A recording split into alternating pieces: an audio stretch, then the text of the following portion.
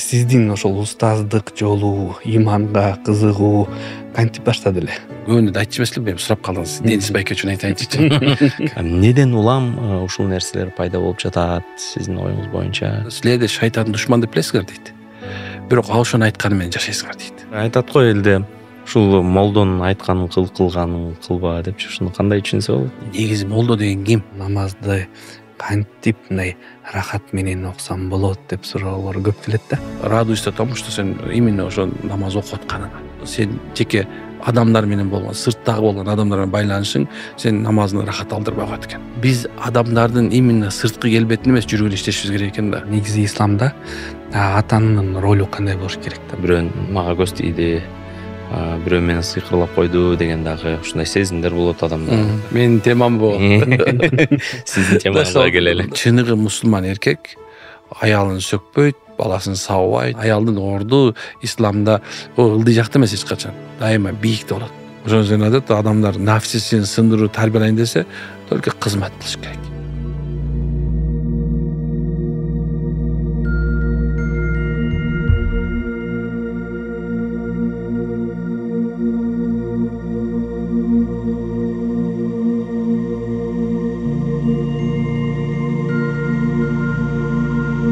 Ассаламу алейкум, кадырлуу биздин көрүүчүлөрүбүз. Эфирде Заман подкасты. Буюрса бүгүн дагы Толор бренди менен биргеликте сиздерге абдан бир пайдалуу, эң бир сонун көрсөтүү тартуулаганга аракет кылабыз. Баарыңарга ассаламу алейкум. Бүгүн да аябай маанилүү, пайдалуу маегибиз болот.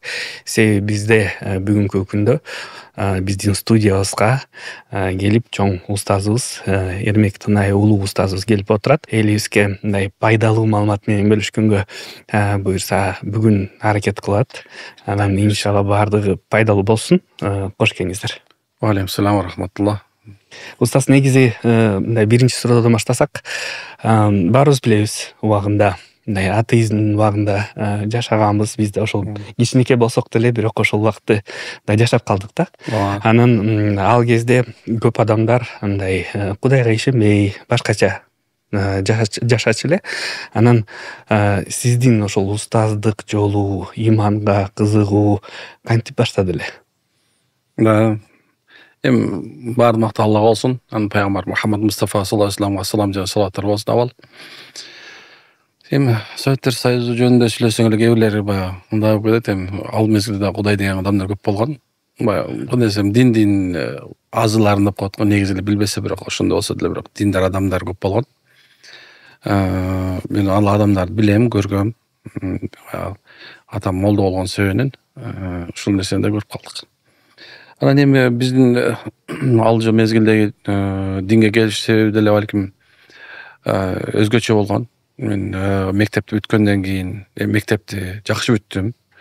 Мындай айтканда жалаң 5 дегендей бар. Анан бирок негизи ошол жылы Алланын насиби эмес экен, окуй албай калдым. Менин каалаган окуу болбой калды. Мен өзү высшая школа милицияга тапшырганбыз. БВШга анан эмдиги жылы тапшырасың деп коюшту. ВВК деген нерсе бар. Военный врачебный комиссия, ошону өтө албай калдык. Анан негедир атам мени ошол кандай десем, даватка чыгарып ийди. Баягы тентек болуп кетпесин деп окшойт да. Убагында баарыбыз тентек болдук го. Ошондо ошол эң биринчи динди тааныган балыкчыда азыркы имам Чойбек ажекебиз бар, ошонун алдына барып эң биринчи динге. Бирок динге келишимдин себеби да бир өзгөчө. Мен дайыма эле мындай бир көбүнө да айтчу эмес элем, сурап калдыңыз. Денис байке үчүн айтайынчычы. Как его атары. Өтө сыйлайм байкени. Мен аябай балдар менен жүрүп анан үйгө келсем, түн ичинде келсем, карасам көп киши бар экен. Таң калыштуу, биринчи жолу үйүмдө көп киши, арсын сакалчандар, башкача кийинген. Мындай карап көргөн эмесмин өмүр андайды. Анан ушинтип жатып алдым. Анан эртең менен бир ажайып бир үн уктум да. Мындай уккан эмесмин чын. Ошондо замат эле анан көзүм ачылды. Анан көзүмдү ичип карасам, мен тур дешти. Турдум, барып биринчи жолу барып даарат алып, гусул алдым. Жуунтушту. Ушундай кылдай да, ушундай кылдым. Андан кийин эң биринчи намазга турдум. Ошол көрсө уккан азан экен да. Азанды укканды мен ошол азандагы уга элек болчумун, акырында уктум. Чын элечи ошол үндү, ошол нерсени. Ошондон кийин анан мындай бир динге болгон кызык ошол эле күнү пайда болду. Ошол эле замат анан кел дешти. Намаз китеп 91-жылы же 94-жылы чыккан намаз деген китеп бар эле. Өзүмдө калыңыраак деле эмес, 4 барактан турат. Анан ошо менен намазды жатта дешти. Силерге калтмаган үчүн бирок бир жарым саат жаттап алгам да. Аль-Фатихадан баштап бүт намаздын баарын ошо намазга туруп калдым.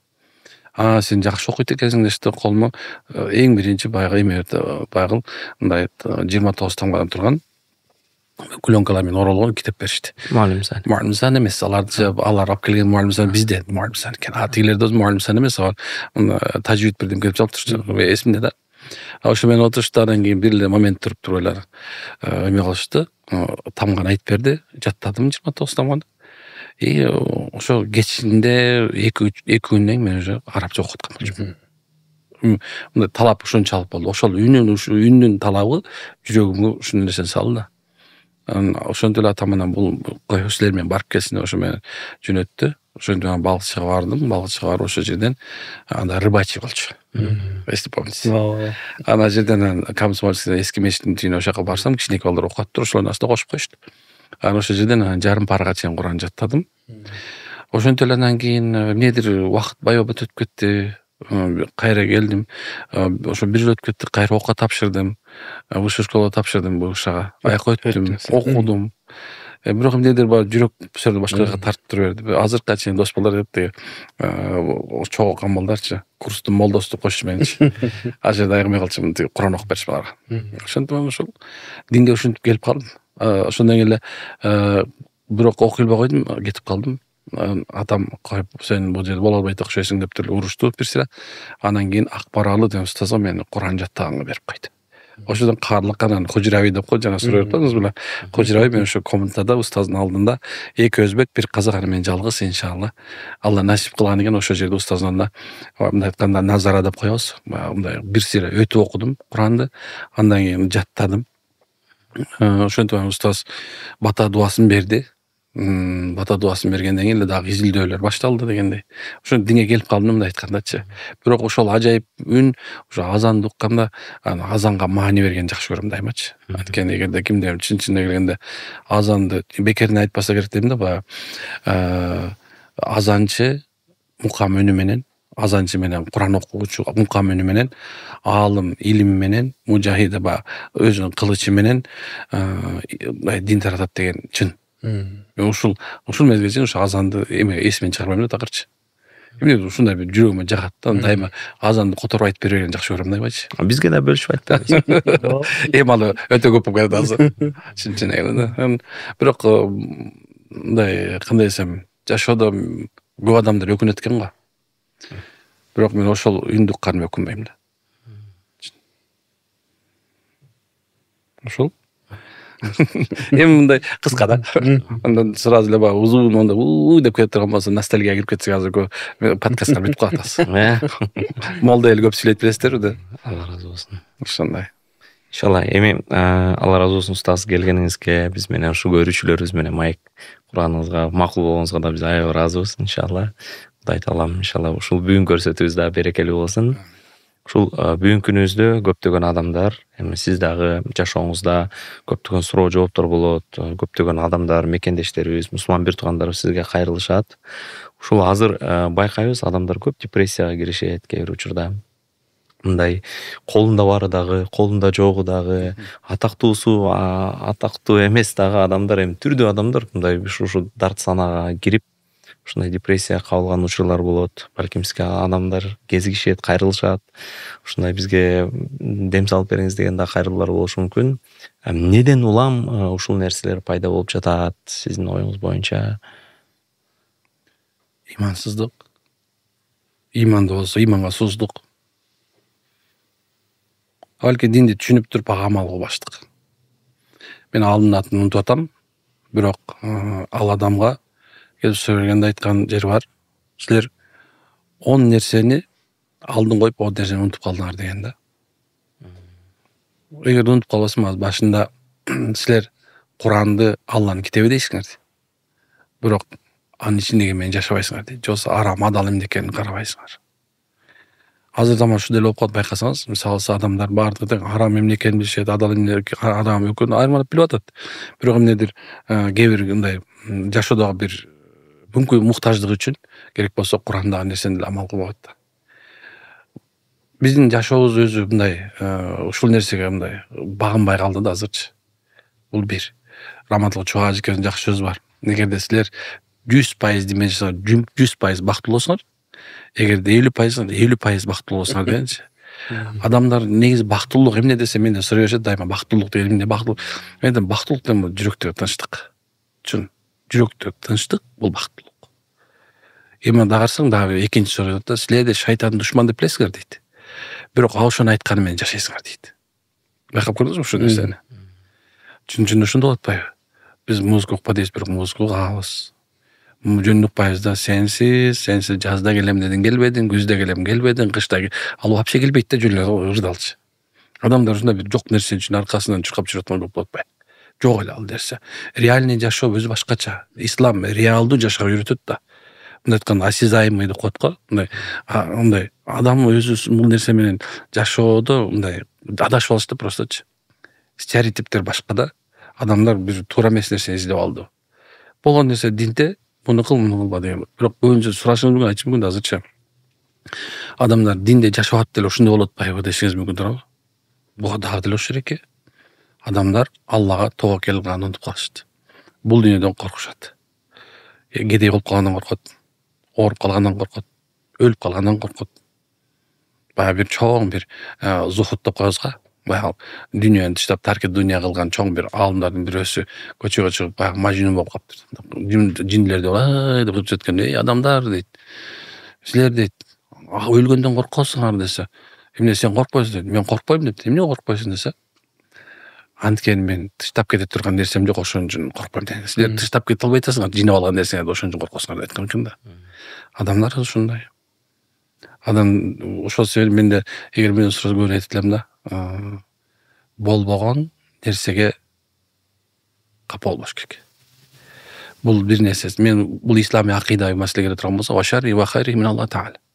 Жакшылык да жаманчылык Алладан деп билсең, эмне үчүн болгон нерсе кайгыныш керек.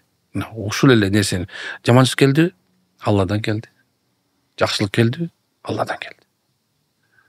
Ушул эле нерсени түшүнүш керек болду. Адамдар ушул нерсени түшүнгүсү келбей атат. Кабыл алгысы келбей атат.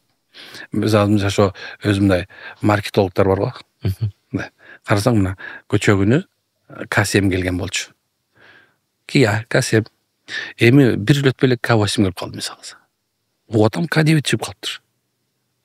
Айтайын деген нерсем, биздин мындай муктаждык жашообузда муктаждыкты максат кылып алган сен адамдар бактысыз болуп атасыздар. Кандай дейсиз? Дүйнөнү кууп аркасынан. Жок, дүйнөнү куу деп айткан жокмун мен. Каалоо.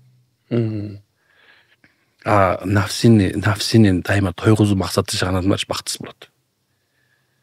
Нафсини кор кылуу үчүн жашоо бул адам бактылап келет. Кыска болуп калды окшойт ойлоду өтүп калды. Терең ойлор да. Ооба. Мен өзү көпчүн ойчулдардын китептерин, биздин исламда чоң философия бар да биздечи. Ошол мезгилде мантыктын таксирин билет, мисалы, бул чоң илим да. Балага мисалы аябай чоң да. Ал жерлерде мындай карап көрө турган болсо, Куранды түшүнүү системасы, ошол эле мисалы тафсирлерди жазган аалымдар карасаң, чоң Куртуби мисалы карасаң, Жалалайнди биз окуп атат, мисалы Куртуби, ошол эле мисалы Рухул Маани мисалы, канча чоң китептер бар да. Бирок ошол китептерде мисалы биздин жашообузду мындай тизмектеп келгендечи, баардык жашоодо келе аткан проблема только өз эле күнөкөр болобуз. Өз эле күнөөлүү болобуз, башка эч эмес. Просто пайгамбарыбыз саллаллаху алейхи вассаламдын сүннөт жашоосу биздин сыртыбызда бар, бирок ичибизде жок болгон себептен биз азыр адамдар бактысыз болуп атат. Карасаңыз, мисалы сиз деле үйүңүзгө барып бүгүн жатаарда чарчадыңыз, туура түшүнүп турам, бирок сиз Куптанды окудуңузда деп жатып туруп, альхамдулилlah шүкүр. Карасаңыз, альхамдулилlah шүкүр. Мен кичинекей балам айтат, эмеге барып жатуу дубасын жатып алган, анын мааниси мен жаттап алган да. Анан жатаарда ошону айтып атты, балам, кандай экенсиң? Ушуну айтканда жыргап калам дейт да. 9 дагы бала. Карасаңыз кандай нерсе. Биз ошол кичинекей баладай кичинекей айтып аткан дуабызга дагы рахат ала албадык. Баары эле кофе менен Куликовский кофе мисалы алса знаменитый болуп кетти азыр туурабы? Мен кофе аябай көп ичем да. Аны айтсам, ошо кофени деле адамдар рахат иче албай калды азырчы. Адамдар кофе ичип атат, бирок как обыденный кофе ичип коюш керек болду.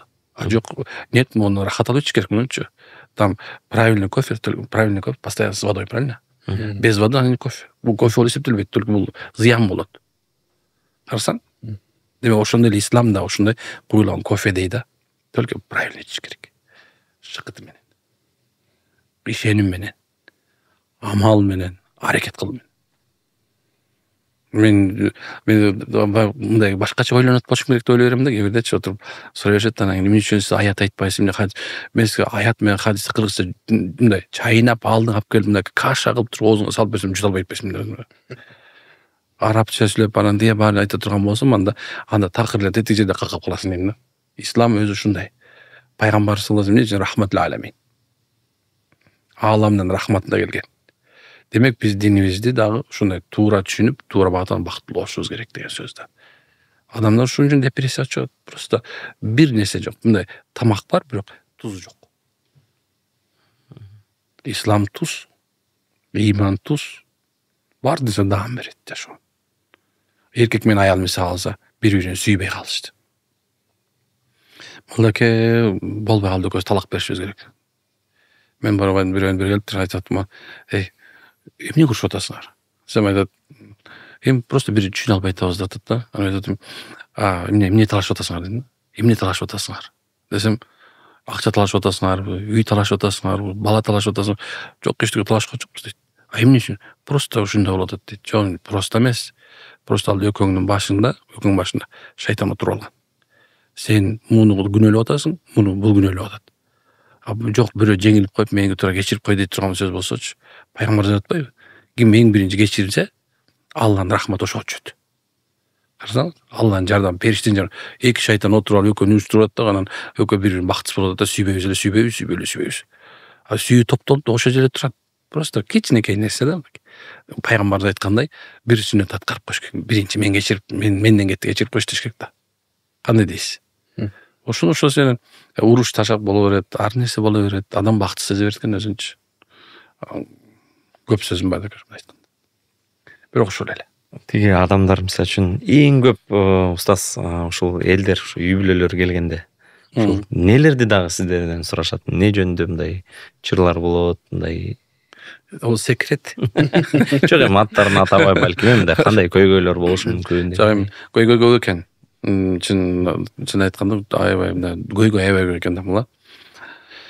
Мен мындай кандай десем, кээ бирде отуруп мындай нелепый деп коет го, бир болбогон эле нерселер, кыргызча сөз бар, уруш кайдан чыгат, атаң башынан чыгат дейт го. Ошондой эле нерсе да. Кээ бирде мисалы эмне үчүн мындай коюп койдуң, эмне үчүн бул жерде туруш керек, биякта туруш керек деген эле сөз да. А эмне болуп кетти деп просто кызганып кеттим дейт. Баары эле просто да.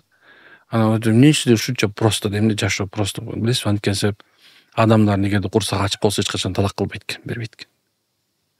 Эгер мисалы үйлөрүндө акча жок болуп, кичине болуп калып, кыйналып турсачы, эркек менен аял эч качан бири-бирин урушпайт экен, ойлоп көрсөмчү.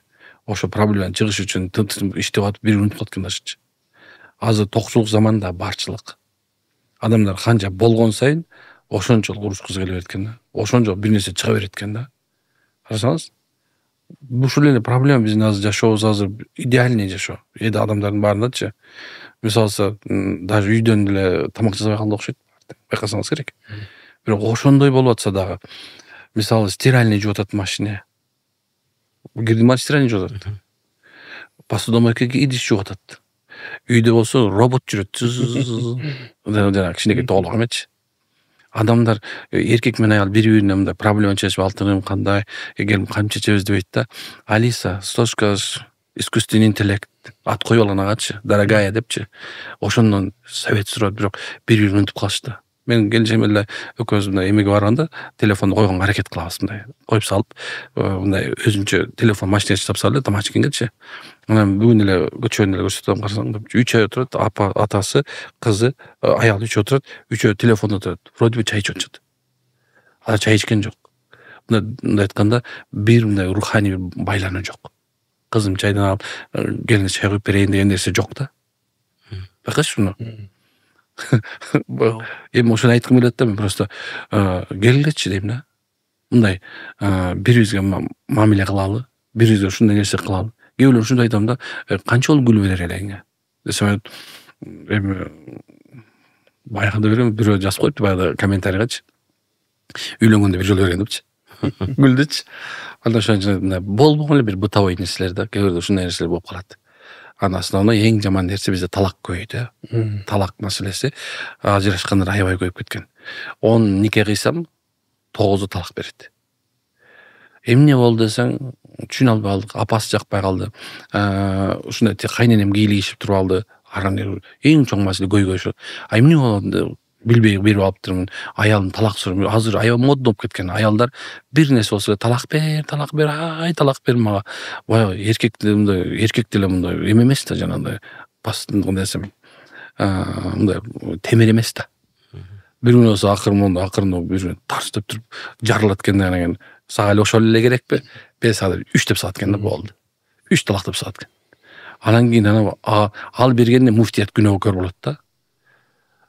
Талак берип салдым, анан ошондой болуп кетти, жаш ошондой калды. Эмне мындай болуп атасыз? Берип салдым. Мен бирөө байым мага Россиядан бирөө чалат да, мени урушуп атат да, илимиңди нормально ал дейт да. Сен энди айтсаң 3 талак түшүндү айтса түзөт да. Бирок тем божинде 3 талак айтсаң 1 талак түшпөй турбайбы? Момунда турбайбы? Ай, мас болсоң, тас болсоң дагы ошо айтып салсаң талак түшөт деп айтыпсыз.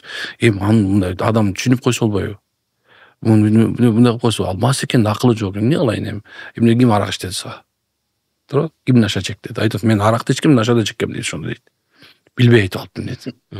Адамдар ушундай айтканда азыр өзүнүн жанагындай кандай десем, кайдыгерлигинин себебинен ушундай суроолорго жарылып, адамдар ушундай бир проблема көрүп атат. Бир жолу айтуу менен 3 жолу айтуунун кандай айырмачылыгы бар? Өтө чоңдай. Бир жолу айтсаң, ар жагында да 2 шанс бар, кечирип калдым деп, субханалла, баягы мындай айтканда болду, менден кетти деп, кайра баягы алыстап кетпесе никесин, алыстап кетсе никесин жаңыртып, болбосо субханалла 3 айдын ичинде баягы экөө урушуп талашып, кайра багышып талашып кетсе, тарап жашап кете берет. 3 жолу айттың деген сөз болду, ошо сен никең үзүлдү деген сөз да. Нике жок. Болду, жашооңдо нике жок. Кайра жаңылап алса болбой калат. Болбойт, уже бүттү. 3 болду, 3 бүттү. Барасыз, ошо айтайын деген максатым бул адамдар азыр ушу мындай намаз эмне экенин билбейт. Окугусу да келбейт. Жабын десе айтат, бул мен чыгыл кемпир эмесмин дейт. Карасаң адал саны жетесең эмне болмок эле дейт. Бирок анан талак маселесин үйрөнүп алышканда, биягын билбейт. Талак махыр деген. Махыр үйрөнүп алышкан. Даарат деген эмне кылгысы келет. Гусул десем, тырмагыңды алып сал, кой, мындай болбойт. Бул сага зыян деп айтып атабыз, бизчи бул дышать этиш керек. Муну Кудай Таала ушундай жараткан. Бул жерге салба, бетиңе мондай кылба, тигиндей кылба десек деле болбой эле. Татуировка койбо, сага зыян деп түшүндүрүп атат. Аны кылбайт, бирок талакты үйрөнүп алышкан да. Мен болбогон эң көп суроо талак менен болот. Азыр болсо бизге дагы талак маселесин чечкенге эмет койгон, муфтият аалымдар кеңеш чечет деп. Азыр бул бүт муфтият ошо башында айтпадым, ошо муфтият күнөөкөрдү ал айткан үчүнчү. Ушундай. Маселе ушундай. Анан баласыздык маселеси аябай көп. Көп балалуу боло албай аткан аябай көп. Ошон сенин чоң бир маселе жаралып атат азыр. Mesela суррогатный мать кылса болобу, тигиндей кылса болобу. Шаярат арам нерсени адал кылгысы келип атат адамдарчы. Ошол эле мезгилде наша чеккен көп, казино ойногон абдан көп, арак ачып кеткен үй бүлө аябай көп. Билбейм, кээ бирде эң жаман нерсеси өзүнүн кызын зордуктап койгондон көп. Чын айтайын, мына кээ бирлерге эметсе, эме бирок ушундай бир бул интимный маселе да аябай жаман болуп кеткен азырчы, абдан көп болуп кетти. Именно ошол келинине ыдык көрсөткөн кайнаталар. Билбейм, эми кимге кандай подкасттар бузуп салган жокмун, негизи, бирок негизи ушундай маселе деп сурадыңыз, мен айтып берип атам да. Азыр болсо эмне кылат атабыз эми? Айла жок, анан субханалла, кээ бирлерин урушасың, кээ бирлерин ыйлайсың. Бул сакал өзү негизи капкара эле болчу. 2 жылда агарып кетчү эмеспи ушу суроолорду эметип берипчи. Кээ бирде сарсанып, кээ бирде жүрөк кармачу болду. Депчи. Баягы өзү жөнөкөй эле молдо болуп жүргөн жакшы окшойт да. Мындай айтат го элде, Ушул молдонун айтканын кылганын кылба депчи ушуну кандай түшүнсө болот негизи? Оңой эле түшүнүп койсо болот. Эми молдон бул эми баягы атеизм мезгилде бир нерсе болуп калган го баягы. Адалсынга молдонун үйүнөн 9 каманды баш чыгыптыр деп дагы сөз бар. Бул баягы кыргыздын баягы мындай айтканда бир чакаба чейип айткандарынан го, бирок чын-чынын келгенде молдонун айтканын деле кылбай атышпайбы? Кылганын кыла албайт. Мен тумашап айтып коем, кылганын кылсаңар филиал ачып аласыңар деп коем да.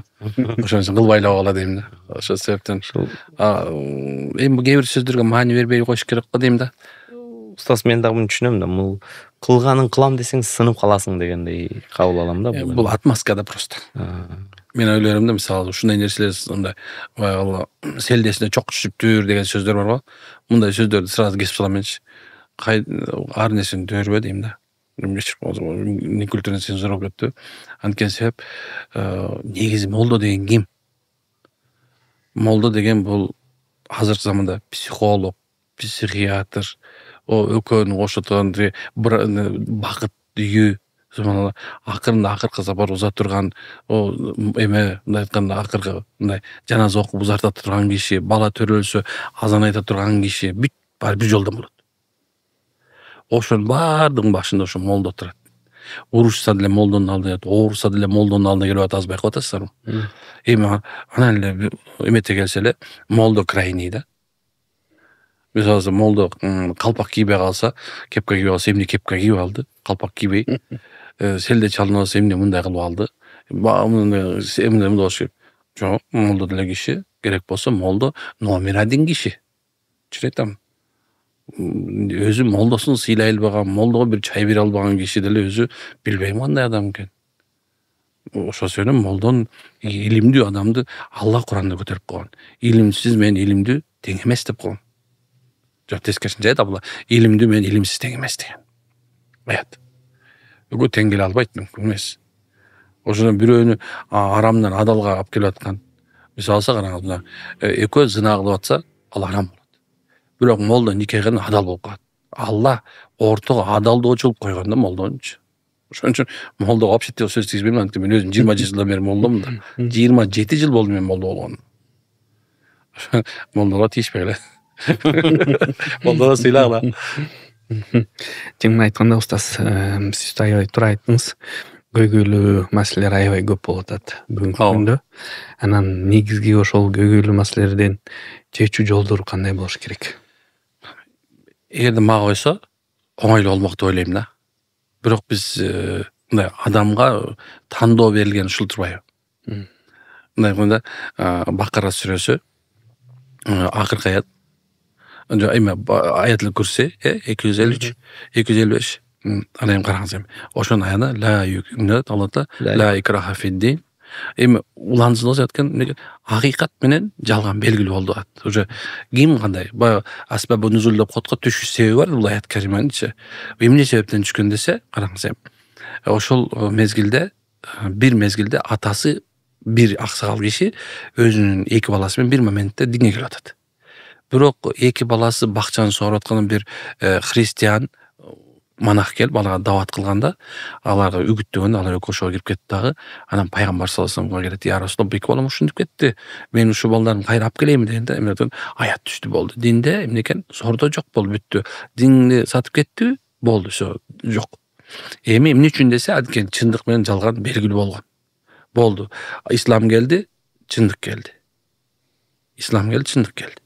Эми исламдан башканын баардыгы эмне экен? Караңгы адашуу. Адамдар ушул нерсени түшүнүш керек да. Эми караңыз, азыркы мезгилде дагы адамдар ушул чындыкты кабыл алгысы келбей атат. Ошол мезгилде ушул караңгылыкта да жашагысы келип атат. Адамдар мындай айтканда, бул дүйнөнү түбөлүк көрүп атат да. Карасаңыз, эгерде мен эме коюп турган болсо, же болсо исламий түшүнүп турган болсо, эгер адам бир моменттен түк десе баары ушу түшүнүп келип калганда, анда баардыгын чечип ушу проблеманы чыгып кетмек деп айтпайбыз. Бирок андай эмес экенбиз да. Адилеттүүлүк ушул да. Анткени Алла Таала, мисалы, билебиз. Тагдыр бар, кадар бар, када бар, анан кадар бар. Эми ошол жерде эмне Алла Таала бизге тозок жана бейиш жаратып койгон болсо, ар бирибиздин бейишибиз бар, тозогубуз бар. Мына сиздики, биздики баарыбызга бир тозок, бир бейиш бар. Демек адам баласы өзү тандайт экен. Же тозокко барам, же бейишке барам. индивидуальный да мынтип айткандачы. Ушул адилеттүүлүк ушунда да. Акырет күнү Алла Таала барып туруп, силерди тозокко салам деп, я Алла, сен тагдырыма мен тозок жазып койгон болсоң, кайра мен ушу мен күнөөлүмүн дешим мүмкүн туурабы? Алла айтат, жок, мен акыл бердим, сезим бердим, туурабы? Эми ошо мен пайгамбар жөнөттүм, китап жөнөттүм. Ошо менен силерге Алла Таала Куранда айткан, силер акыйкатта алар пайгамбарлар бүт нерсе келди. Мисалы биз да подкасттар тутасыз, карасаңыз. Бул эмне? Уккан адам кулагына келип түшүр керек. Апей, ушунча нерсени угуп туруп мен дагы деле ушунча жашашым керекпи? Алла Таала ушинтип айтат. Мен сени жибергем, сен кулагың угузган. Момундай көчөдө кетип бардың көрбү? Азан айткан, сен ушуну уккансың. Мына ушул нерсенин баардыгын Алла Таала адилеттүүлүк менен менен тозок эречи болсо, аны кечирип адилеттүүлүк менен бешке кирсет. Адам болуш бул чечими ушул эле да. Башка кээ бирде көрө албайм да, анткени адамдар ооруганда, аны өлөр алдында гана Кудайды эстейт экен да. Чын бул акыйкат экен, мен ушуну көрдүм да. Ооруп калса, о Кудай дейт да, анан кийин айга арзымайт, Кудай утуп калат. Мен дайым бир анекдот айтып берейинби? Айта берем да. Баягы төө ашы бар го бул. Баягы таксист кетип барат деп, степ ваген бар го, степ ваген. Эме деп коюшат да, бир аты бар, билесиңерби эме деген. Смерть ваген деген. Ошондо эми ошо мен таксистерге көп кайрылам да, айлагыла койгула депчи. Бирок айтайын дегем, бул болгонун окуй болуш керек деп коем да кээ бирдечи. Баягы кетип барат дейт, бир мезде караса жанында отуруп бараткан шофер уктап кетти. Ойгон десе, монда баягы чүйүп барат дейт да. Төө ашы бар, о Кудай уктап кеткен шоферлердин элин бар кыйкырат да. Бирөө Фатиха окуп, бирөө Кудай келмен жабыр, Алла. Анан кийин деп оңдоп кеткенден кийин, шофер опытный экен дейт. Ага чейин бар деле Кудайга. Адам ушундай экен, батууну табыз да. Чечи жолучу оңой эле. Просто келиш керек да. Бардык проблема такалып келе динге келип токалып атпайбы? Ишеним керек. Мынай төрөлсөң дагы дин, өлсөң дагы дин. Мынакей дин, мен динде эмесмин, жок мен буларды кабыл албайм деген делечи. Акырында келип туруп, кайсы жерге коюлуш керек деген проблема түшүп атпайбы? Карасаңыз, мына жашоо өзү дин да. Просто муну кабыл алып коюш керек. Спокойно, жөн элечи. Качканда Кудай дейт экен.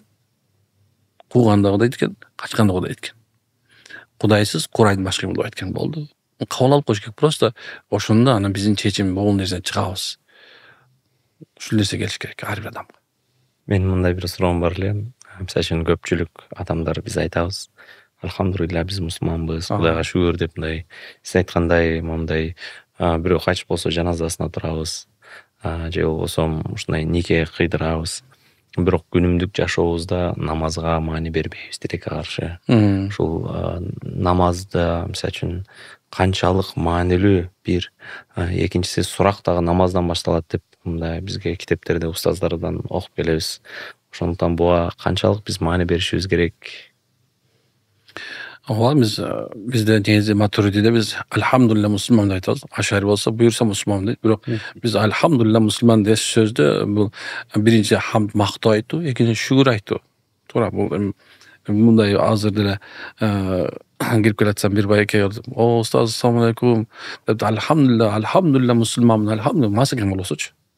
Бирок ушуну айтып атат да, биздин акыйдабыз ушуну карайт. Мисалы мас адам болсо деле, чоң күнөөкөр болуп турса, бирок ушул сөз айткан үчүн биз мусулман катары аны кабыл алабыз да, керек болсо жаназасын окуйбуз, никесин окуйбуз. Ушул сөз үчүн карасаңыз, албетте субхана намаз Алла Таала тарабынан Куранда мен унутуп калбасам керек, балки 700гө жакын жерде айтылат. Ас-сала. Бул намаз ушундай бир чоң бир маанилүү бир амал адамдын жашоосунда. Бул мунсуз намазсыз болбойт. Мындай айтканда, фарадаллаху деп коет, Алла Таала парз кылган муну. Өткөн чакмай деп байкадыңызбы? Качан парз кылган? Субханалла, Алла Таала алим саак деп коебуз. Ошол жакта, ошол убакыттан баштап менен Алла Таала бизге сыйынууга буйруган. Өкүм. Эми мындай түшүндүрсөм, бир байке мынтип калдым, молда эке, мен намаз эмне окушум керек дейт да. Анан сурап, сен эмне үчүн намаз окубашың керек? Десем, суроо калды. Биз адамдар ушундайбыз да, мисалы дайыма суроо бергенде жакшыбыз, бирок жооп бергенде мындай эме кылабыз да. Эмне үчүн мен эмне үчүн намаз окубашым керек деп атам. Десем унчукпай калды. Бирок анын үчүн караш, мен сизди кыйнабайм, бирок түшүндүрүп атам.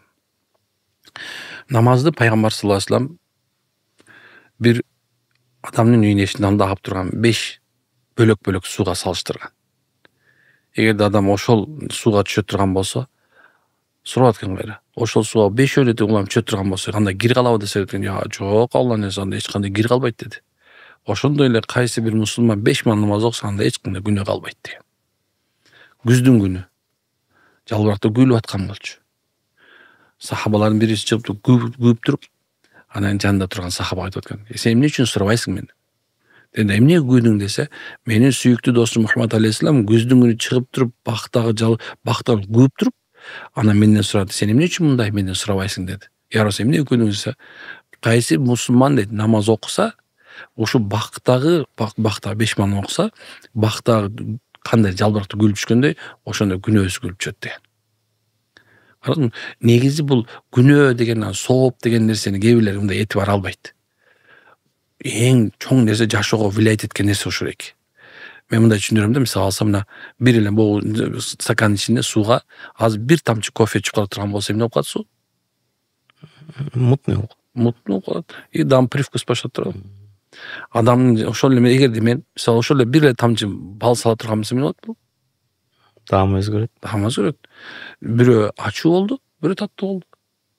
Демек адамдын жашоосун күнөө кадимкидей карартып бузат. Мен унутпасам, Шибли рахимулла таала айтат да, күнөө дейт, бир кара субхана жана тряпка сыяктуу дейт. Ал дейт, некен анын бетине сүйгөп салсаң дейт, анын бети капкара болуп калат. Колу да кирдейт дейт. Ал башка нерсени кармаса да кирдетет дейт. Ошондой эле күнөө иш дейт, арам иш жана күнөө деген нерселердин баардыгы адамдын жашоосунун баардык жагына таасирин берет. Мисалы бир адам арак ичип атат. Үй бүлөсүнө таасир берет, ажырашуу болуп атат, согушуу болуп атат, өлтүрүү болуп атат, туурабы? Карасаңыз, канча деген жаман нерселер болуп атат. Ошондой эле мисал алсам, бирөө наша чегип атат. Наша акылдан кетип атат, бир экинчи кишини өлтүрүп коюп атышы мүмкүн, зынага барып атышы мүмкүн, дагы бир нерсе өзүн өзү өлтүрүп коюшу мүмкүн, туурабы? Кумар оюндар карасаңыз кандай. Кумар оюн ойноп атат, үйүн уттуруп атат, аялдарын уттуруп атат, балдарын өлтүрүп атат. Ар жакта канчалык нерсе болот. Ал эми сооп деген нерсе, бул эмне, сен кайсы нерсе жүрөгүңдү жылытса дейт пайгамбарыбыз. Кайсы нерсе сени ушундай бир рахат алдырса, жүрөгүңдү жылытса, мына ошол сооп деп. Эми караңыз. Сиз бир адамга садака бердиңиз. Садака бергенден кийин эмне болду? Биринчиден, сиздин байлыгыңыз кайра көбөйө турган болду. Экинчиден, бир адамды сүйүндүңүз. Үчүнчүсүнөн, балким муктаж болуп турган нерсесин чечип бердиңиз. Төртүнчүсү, ошол сиз садака кылыш менен некен анын жүрөгүн байладыңыз. Мухаббат пайда болду. Бул эң простой нерсе да. Ошол эле намаздын да маанилиги ушунчалык. Негизде канча адам намаз окуган сайын адамдын жашоосу оңолгондон оңоло берет. Мүмкүн эмес. Оңолбой коюш. Бирок сиз намазды, мындай айтканда, пайгамбар көрсөткөндөй тургуза турган болсоң. Негизи намаздын орду абдан чоң. Денедеги баш сыяктуу деген пайгамбарыбыз. Адамдын башы болгондо, башы жок да. Бул биягынан жаназа окулбайт, билесизби? Турат да, башы жокко жаназа окулбайт. Баш өзү эле болсо окулат. Эмне үчүн ал баш, бул эркек экен же аял экен, момундай турбайт деп билинет да. Жашообуз өзү, денибиз ушуга турлаган. Денедеги баш сыяктуу. Демек, намаз жоктун дини жок. Жолдашпы? Дини жоктун дини толук эмес деген маани алышыбыз керек. Ошол намаз тууралуу өткөндө бирөө мындай суроо берди да. Мисалы үчүн мен дейт, башында намазды баштаганда мындай аябай рахат алчумун дейт да, намазданчы. Анан кийин ошол сезимдер жоголду депчи. Анан ошол намазды кантип мындай рахат менен окусам болот деп суроолор көп келет да. Эми мен бул жөнүндө көп сурашты менден дагы. Азерет Умар радиаллаху анхунун бир күн жанында табайиндерден бирөө келип, Амирул Муъминин, мен ушу намазды ушундай окуп жүрөгүм болкулдап жыргадым дегенде, деген экен. ошол сезим менде азыр болгондо деген экен.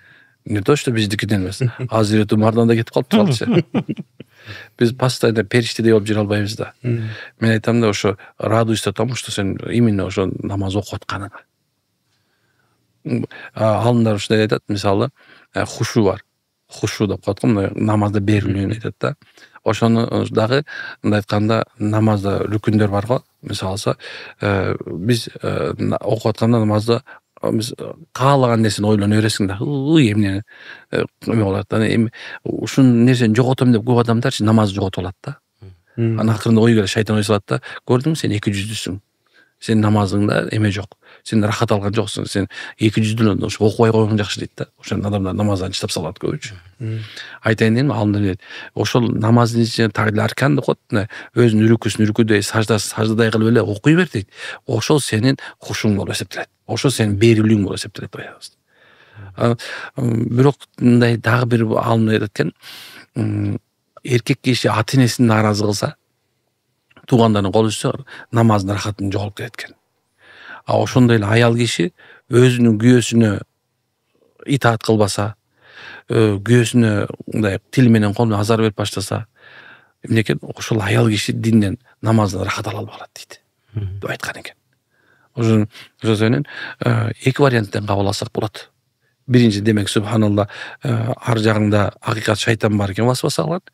Биягында болсо сен жеке адамдар менен болгон, сырттагы болгон адамдар менен байланышың сен намазыңды рахат алдырбай коет экен. Оңдошубуз керек ушул нерсени. Бекеринен мисалы, мындай айтканда, эмне айтабыз го? Иман, ислам, анан ахлак. Карасаңыз, муну тасаввуф деп айтабыз. Илми сулук деп айтат. Айтайын дегенсем, мисалы, бир адам иманга келди, намаз окуп атат, бирок ахлагы начар, баягыда эле сөгүнүп жүрөт, баягыда адамдар фусук деп коет, бузук иштерди кылып коет кез-кезде, адамдар менен мындай жанагындай тамек чегип жүрө берет, баягы насвайын дагы эле чыштаган жок. Кез-кезде жана безалкогольный пиво ичип коет, энергетик ичип коюп жүрөт дейли, арам болсо да ошолор нерсе колдонуп коет. Бирөө менен отуруп карта ойноп коет. Достор менен тигилер тиякта бузук иш кылса, жанында жүрө берет, мен кылган жокмун да кылабын депчи. Ошонун бардыгы деле адамдын ошол алдыдагы иманынан, исламына таасирин берет. Ошо үчөө биригип дин болот да. Ошо кандай нерсе. Эми караңыз, пайгамбарыбыздын бир нерсесин айтып берейин. Пайгамбар саллаллаху алейхи вассалам жаңы келген келинде уялчак болчу дейт. Бирөө сөгүнүп ийсе, кып-кызыл болуп субханалла болуп кетет дейт. Карасаң, ошо уялып кетишкен да. Не то что сөгүнгөн. Биздикилер болсо базарда жүргөндө эле сөгүнүп атпайбы азыр. Сакал момундай деле сөгүнүп атат, жок деле сөгүнүп. 20 жыл мен намаз окуну, 15 жыл ажы барып келгенде эле, Меккенин дүйнөсү туруп сөгүнүп жүргөн бирөө мушташып атат. Кой мен кечирип коюңуз деген нерсе, мындай нерсе жок да. Пайгамбар саллаллаху алейхи вассалам Алла таала мактап айтат да, сен аларга дейт. Сен аларга жакшы мамиле кылып дейт. Алардын көңүлүн оорутпаган себебинен алар сени сүйүп калышы дейт, мындай айткан маанисинде. Бизде деген азыр андай нерсе жок да. Биз намазда бир мечитте барабыз дагы, намазга турабыз дагы, сыртка чыгып барып, тот салафит, тот адеп башаты, тот суфист, ти таблихчи деп чыгып кетип баратат. Кайдагы рахат болот, муну айтсаңыз эми. Биз альхамдулилля мусулманбыз, бир кылабыз, бир кетебиз. Айтышыбыз керек да. Олар менин бир туугандарым деш керек.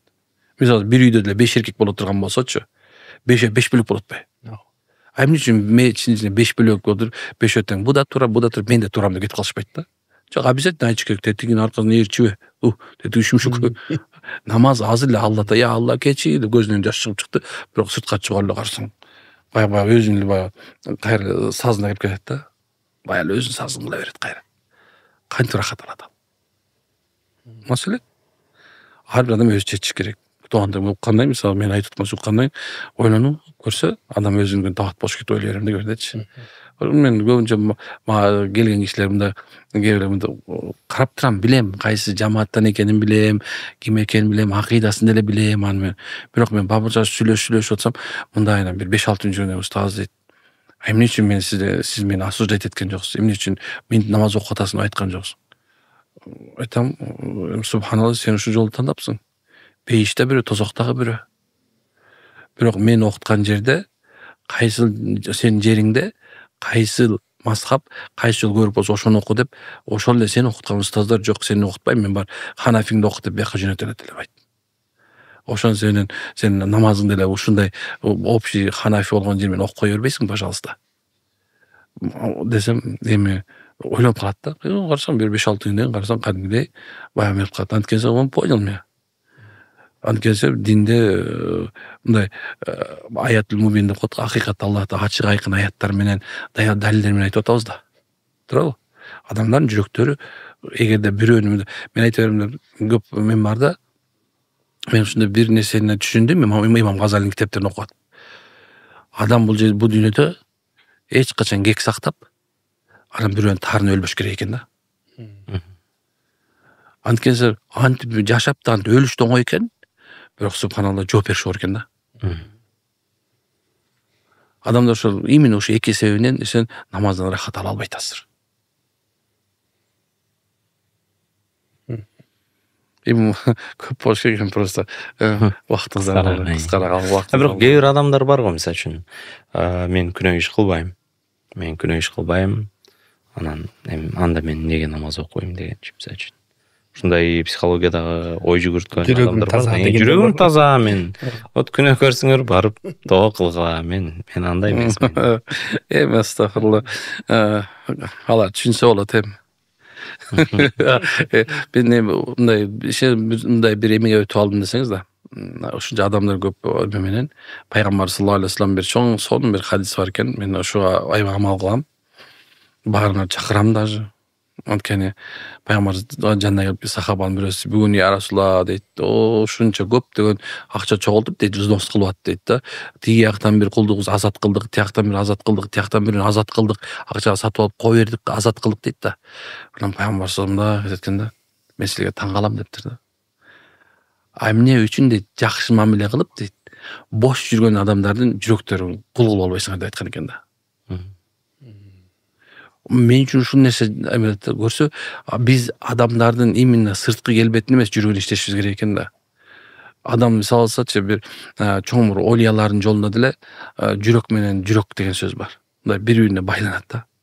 Устаз менен шакирт, мечит менен жамаат, байкасаңыздар керек. Мындайды негизи мусулмандар кылыш керек деп ойлойм да. Мындайчы.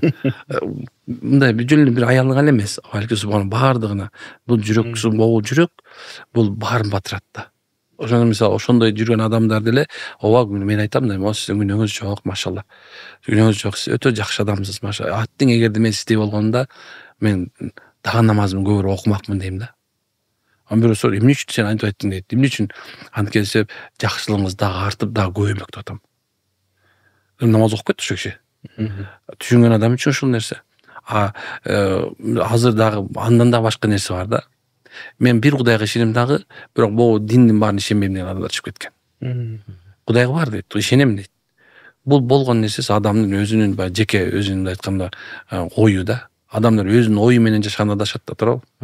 Ошо жанагындай адамдар келсе, көбүнө машалла айтам, сиз тазасыз, эң тазасыз. Бирок биз түшүндүргөндөн алыс, мындай түшүндүргөндөн тажабашыбыз керек да. Түшүндүргөндөн. Биздин динибиздин өзгөчөлүгү ушул эки, биз өзүбүз келебиз бу динге. Эч качан бирөө бизди зордоп алып келбейт. Түшүнсөңүз? Мүмкүн эмес. Бизди же обстоятельства апарат акыртыы, ошо бир кандай бир себеп апарат акыртыы, же болбосо хаккул якин деп коет го, жүрөгүбүздө Кудай бар деп жүрүпчү, издеп чындыкты издеп жүрүп акыртыы ушу исламга келет акыры адамдар. 100% ушундай. Ошон үчүн алар да келет иншалла. Мен ойлойм да, любой жерде бир бөлүп осуждать эткенден алыс болушубуз керек депчи. Ушул подсказ мен да ушуну ойлойм да. Бирөөнүн ал кемчилиги, туура. Бирок субханалла, мындай чоң аалымдар айтат да, ыйлап айтышат экен да. Адамдардын динде жашабай атканынын бир себеби бизбиз дейт. Анткени алар бизди ээрчибей атат дейт. Биздин жашообузда дин болбогон себептен алар бизди ээрчибей атат дейт. Биздин жашообузга дин качан келип десизби?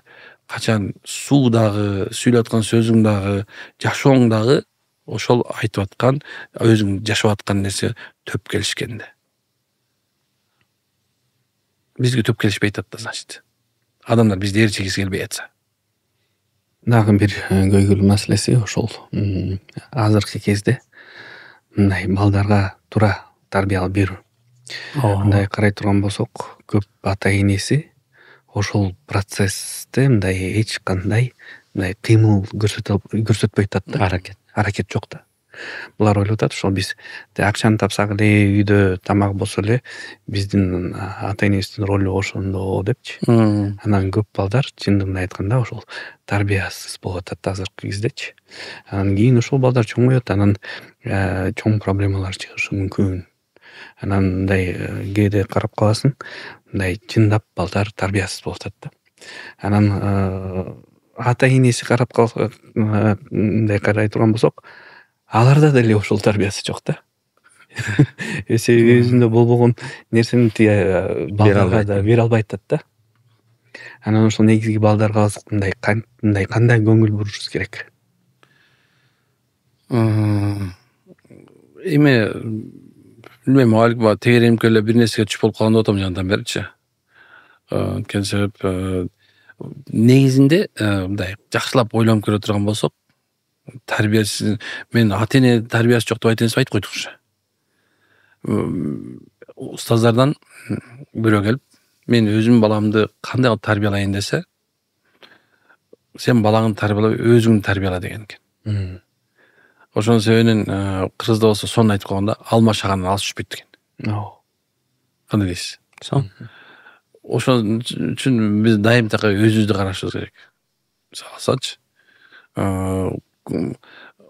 сабап баланы тарбиялай албайсың. Сөгүп тарбиялай албайсың. Азыркы балдарды мисалы алса бир нерсе менен мындай таң калтырып тарбиялай албайсың. Болгон эле нерсе ошо ата эненин личный качествосы болуш керек болду. Бир окуяны айтып берди баягыда. Москвада бир менин досум бар, ошол айтат. Бир орус биздин эмеге алып келиптир дейт, жамаатыбызга алып келди дейт. Эки баласын эситип келип дейт, орус аял. Аны сурап калыптыр, эмне болду десе, мусулманкасыз? Жок, мен мусулман эмесмин дептир. Эмнеге алып келдиңиз балдарыңызды деп сурашыптыр. Менин коромдо мусулмандар ойнойт. Ошолор ата энесин сыйлап аткан көрүп, мен да ошондой балдарым менин сыйлашымды каалайм деген экен да. Каршы кандай нерсе. Демек биздин азыркы чоң маселебиз элек эле бул иман маселеси. Менден сурашат да, баланы кантип тарбиялаш? Балага дайым дагы эки эле сөз айтыш керек. Кудайдан корк, намаз окудуңбу? Кудайдан корк, намаз окудуңбу? Ушул эки сөз. Эгерде баланы Кудайдан корк деген нерсени киргизсе, андан кийин намаз боло турган болсо, эч качан күмөн жок. Ошол себебинен бала оңолот да. Акыры түбү оңолуп келет. Ата энелер азыр ушу эки сөздү айткысы келбей атат да.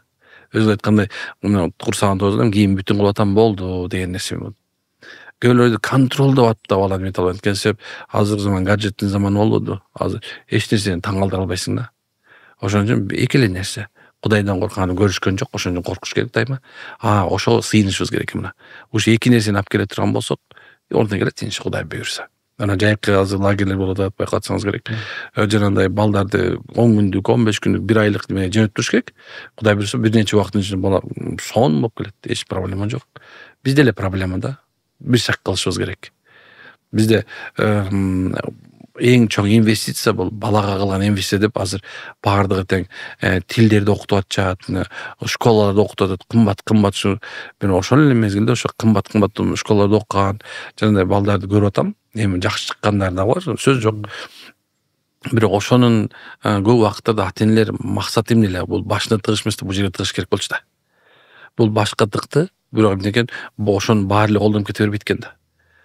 Баары эле канча мисалы алса мектепте деле 100 бала өтө турган болсо, ошонун ичинен бирөө бир бай болуп жолсо, бир чоң кызматкер президент болуп калса, мен окуткан бала президент болду дейт. Бирок ар жагында 99 алкаш жетпейби? Аны сен окуттуң да.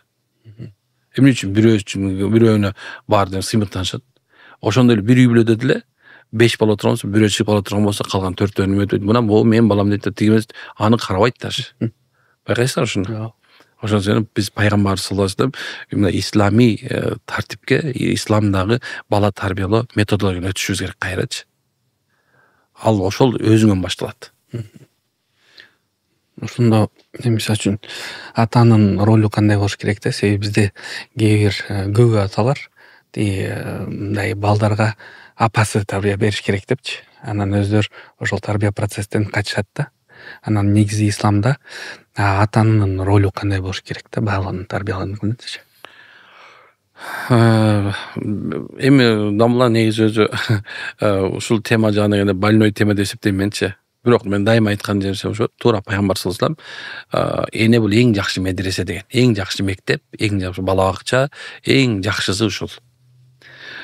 Бул эне деген. Биз муну карайм, мен дайыма айтам. Керек болсо, эгерде ошол алган жарыңыз илимдүү болгон болсо, дин илим билген болсо, негизи элечи мындай бир жакта окуган болсо, ордуна бир адеп ахлактуу үй бүлөдөн боло турган болсо, анда субханалла ошол аял киши ошол чындыгы медресе боло алат. Ал 100% гарантия менен. Эркектин чоң милдети субханалла эмне десе, көзү менен тарбиялап, анан адалдан тамак алып келиш керек. Мына ушул эле эң чоң нерсе. Аял киши ошол үй бүлөдө эркектин адал тапкан нерсеси менен бакышы керек. Анан эркектин көзү менен ор. Атаң келет ат деген сөздү атаң келет ат, атаңдан корк, атаң сыйла дегенди билген аял болсо, демек сен адашкан жоксуң да. Тарбияда дагы бар нерсе уткан болосуң. Ушул эле нерсе да. Устаз чоң рахмат. Кийинки суроо биз деген азыр көп учурда ушул мисалы үчүн бирөөнүн мага көз тийди, бирөө мени сыйкырлап койду деген дагы ушундай сезимдер болот адамда. Ушундай ошол учурларда негизи ошол барбы жокпу бул нерсе. Себеби бирөө айтат, мен андай нерсеге ишенбейм депчи. Анан эгерде ошондой абалга кабылып калсак, биздин амалдарыбыз кандай болуш керек? Жаныбыздагы адам кабылып калса, эмне кылышыбыз керек? Биз дем салып берелиби же өзү дем салганы жакшы болобу? Кыскасы мындай ошол тууралуу да бир аз. Менин темам бул. Сиздин темаңызга келели. Мен деле бул темага кылайын деген эмес болчумун. Баары эле сурап кандай, эмне. Бирок эгерде быйык Кур'ан ача турган болсоңуз, Алланын Кур'анын ача турган болсоңуз, сыйкырчылар жөнүндө көп нерсе айтылган. Ошол эле Кур'андын ичинде керек болсо пайгамбар, Жакып пайгамбар мисалы өзүнүн балдарын, Жакып пайгамбар эметпесем Канаанда жашаган туурабы? Канаанда балдары Канаанда жашайт да Мысырга жөнөтөт. Мысырда ошол менен Жусуп алейхиссалам казына башчысы болуп туруп атпайбы?